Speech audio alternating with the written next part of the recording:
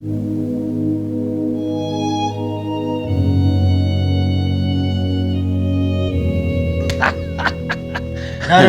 Babban producer. Wannan sabon jiko ne. To jama'a ku ji wannan fa sabon jiko ne, sabon production din AL-RAHUZ Films Production mai suna Wani Dare, wanda za a fara daukansa nan ba da jimawa ba. To ni ban ga script din ba. Wannan shine script din Wani Dare. Kamar yadda na faɗa maka, wannan shine sabon aikinmu da za mu gabatar wa 'yan kallo a kamfanin AL-RAHUZ Film Production. Ga sabon series ɗinsu mai suna Wani Dare, insha Allah za mu fara ɗaukar sa nan ba da jimawa ba. To jama'a kun ji daga bakin producers ɗin AL-RAHUZ Films Productions, Wani Dare, wanda za mu fara ɗaukar sa nan ba da jimawa ba.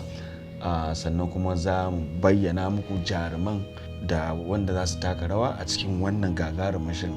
Kun daga yadda kishiyata ta zo da sabon salo da sauransu, har mutane na alfahari da shi a Kannywood. To wannan karan Wani Dare shi ma zai zo da wani sabon salo wanda ba ku tsammani, insha Allah. To a bani na signing sannan a ji payment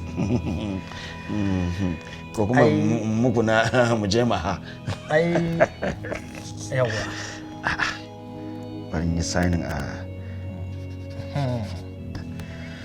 jama'a kun gani ko? To director ya gabatar da signing ɗinsa na karɓar kwangilan sa a matsayinsa na director, kuma ina ajiye wannan abin zai ci dalam kudin aikinsa.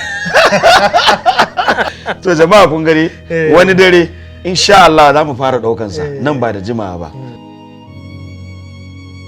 Kun ga na sa hannu ko? To yanzu kuma so nake na ji daram daran dandam. Za ka ji fa? Yawwa. Ai ba wannan. Yawwa. Kun gashi ko?